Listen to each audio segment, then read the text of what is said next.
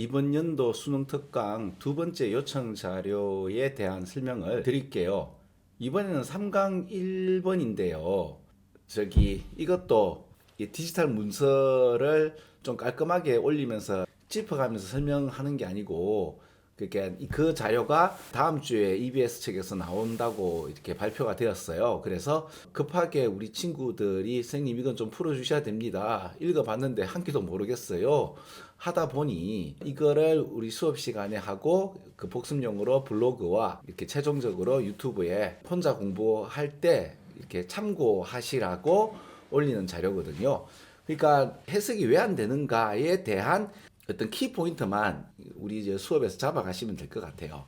일단 기본적으로 답이 될 수 있는 첫 번째 근거는 세 번째 줄에 보면 to be available anywhere이라서 어디에나 사용 가능한이라는 문장이 나오고요. 그리고 빈칸에 관련된 그 단서가 여기 한번 나오고 또 나와요. VOD라고 해서 비디오 온 디맨드라고 언제 어디서든 영상을 볼 수 있잖아요. 그 시대가 많이 변했어요. 그러니까 그 메타포를 설명하면서 내 마음은 호수요라는 예를 들어서 노래가 있는데 옛날 같으면 얘들아 내 마음은 호수요를 제가 직접 내 마음은 호수요 그대 놓저 하면서 불렀단 말입니다. 상당히 안 좋아져. 그런데 요즘에는 그 내 마음은 호수요라는 것들을 어떻게 해요? 그 유튜브에 들어가서 가곡 내 마음은 호수요라고 치면 바로 나오죠. 그럼 그걸 그냥 그대로 듣는단 말입니다. 그게 뭐예요? 비디오 온 디맨드죠. 언제 어디선 내가 필요하면 그거 비디오를 볼 수 있단 말입니다. 이게 뭐예요? 그죠? 지속적인 이용 가능성을 얘기하는 거죠. 그렇죠. 방금 뭐라고요? 언제든지 내가 볼 수 있다를 수능식 용어는 지속적인 이용 가능성을 이야기하는 겁니다. 그래서 그 느낌으로 좀 보면 돼요. 그 넷플릭스나 디즈니 같은 OTT 그 플랫폼 형식 제공 서비스가 있잖아요. 이게 오버 더 탑 미디어 서비스의 준말인데 이 스탑박스 형식에서 벗어난다는 표현이 뭔가 하면은 왜 TV는 집에서 봐야 되고 영화는 극장에서 봐야 되고 연극도 이제 연극하는 공연장에서 봐야 되잖아요. 이거를 뛰어넘는 시대가 올 것이다 라고 한 이야기에 대한 문장이거든요. 이상주의적인 이야기를 이끌어서 TV나 쇼나 무비를 갖다가 언제 어디서든 볼 수 있도록 디지털 미디어가 약속을 한 듯 한 이야기가 나오죠. 그 넷플릭스나 디즈니 같은 그런 OTT 서비스를 제공하는 업체를 여기서는 미디어 애그리게이터이라고 얘기가 나오네요. 그리고 이게 초반에는 그러니까 블록버스터 같은 이런 그가 메가 히트 작품을 극장에다 넣는 게 아니라 이렇게 어떤 틈새 컨텐츠를 갖다가 개발하면서 이걸 갖다가 소비자들에게 제공하는 OTT 업체들이 대박이 날 것입니다. 라고 했죠. 틈새 컨텐츠를 최초로 진행한 사건이 바로 봉준호 감독의 옥자죠. 그 이때까지 감독은 영화를 제작하는 제작사의 돈을 받고 그 영화 컨텐츠를 만들게 되면 우선 이것이 영화관에 먼저 배급이 돼야 되는 것이 관행이었죠. 그런데 봉준호 감독부터 그 옥자라는 그 영화를 내면서 영화관에 내지 않고 최초로 이제 넷플릭스에다가 공개를 먼저 했단 말이에요. 그 당시 때 그래 영화관에서 좀 이제 괘씸해서 그죠? 아니 감독이 영화를 찍고 나면 일단 기본적으로 영화사에 배급하는 것이 관행이었고 어떻게 보면 전통이었는데 어떻게 감독이라는 영화인이 극장에다가 배급 안 하고 이런 그 신생 듣보잡 넷플릭스에 이런 자기의 컨텐츠를 제공하는 게 어딨노 그러면서 그 영화관 상영을 금지하는. 근데 그게 대구에서는 망경관에서만 옥자를 이렇게 상영했고 나머지는 영화관 상영을 거부한 사건이 있었거든요. 이게 그런 이야기를 좀 알게 되면 이런 문장들이 좀 쉽게 읽히는데 그렇지 않으면 좀 힘들어요. 자, 그러면 답도 말씀드렸고 전체적 윤곽을 말씀드렸는데 저 여기 2번 도부터 해서 그 웹 시리즈까지의 이 이야기가 읽기가 좀 힘들었어요. 자, 보세요. 그 컨텐츠를 배급하는 데 있어서 책이라든지 비디오 테이프라든지 이거와 비교해서 디지털 저장 비용은 상대적으로 저렴합니다. 그리고 한 달에 겨우 몇 번이나 구매될까 하는 이러한 그 작품들이나 상품들을 그 소매상에서 그 저장할 수 있도록 허락하게 되었고요. 그런데도 불구하고 이분의 주장은 장편 영화를 만드는 데 요구되는 그 비용을 보통 작게 표현한다는 이 표현이 이 문장 속에서 너무 불친절해요.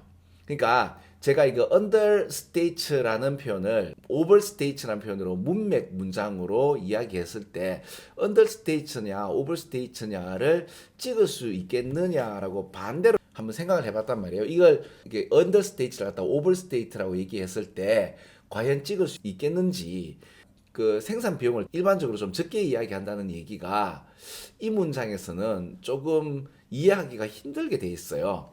굳이 이게 문제로 나왔을 때 여기에 대한 단서를 첫 번째 줄에 보면 그 미디어 텍스트가 더 저렴한다는 이 말로 제작 비용을 조금 적게 이야기한다고 연결시키기에는 너무 이게 근거가 약해요. 너무 데이터를 축소시킨 문장이라고 저는 생각이 됩니다. 혹시 다른 의견이 있으면 저 좀 가르쳐 주세요. 밑에 댓글을 좀 달아주시면 함께 공부해 보자고요. 제일 마지막 문장이 해석이 안 될 텐데 제 경험을 좀 말씀을 드릴게요. 그 1990년도 초반에 터미네이터 2라고 액체 금속 터미네이터가 나오는 터미네이터 시리즈 중에서 최고의 명작이죠. 터미네이터 2, 그죠? 근데 이제 이걸 제가 캐나다에서 레틀박스 버전으로 그 비디오를 소장 구매했단 말이에요. 그리고 그걸 갖다가 제가 되게 이걸 아끼면서 가끔 틀어보고 싶을 때 틀어보지는 못했구나. 근데 이제 이걸 내가 사고 싶었고 또 한국에서는 팔지 않는데 미국하고 캐나다에서만 파는 그 레틀박스 버전, 즉 영화관 가로로 이렇게 길게 영화관 버전으로 비디오가 나온 게 있단 말입니다. 정말 사고 싶었단 말이에요. 그 사고 싶은 그 충동 욕구를 urgency라고 표현을 하는 겁니다. 그래서 urgency to own copies of individual film에서 제가 이 행위를 1990년도 초반에 터미네이터 소장판이 나왔을 때 제가 이걸 구매했단 말입니다.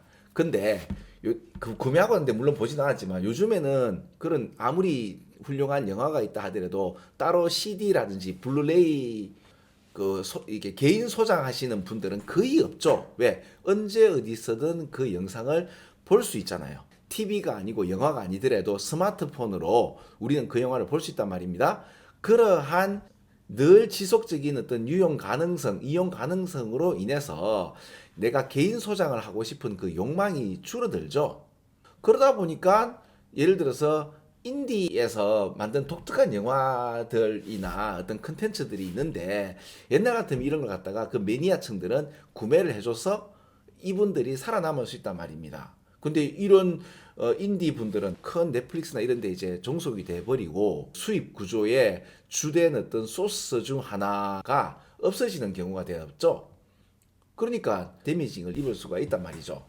요번에 오징어 게임과 메가 히트를 쳤기 때문에 두각이 드러나면서 혜택이 갔지만 대부분들 이런 영세업체들 같은 경우는 자본주의라는 큰 그 OTT의 플랫폼 속에 종속되어지는 것도 있다, 그죠? 세상이 달라지면서 우리가 생각하는 이 가치가 변하는 이런 거를 이렇게 좀 오래 살다 보면 오래 사는 것도 아니죠, 그죠? 여러분보다 제가 좀 오래 살다 보니까 이런 걸 경험해 왔고 이 수능이라는 문장이 한 20년 정도 산 청소년들이 쓰는 글들이 아니란 말이에요.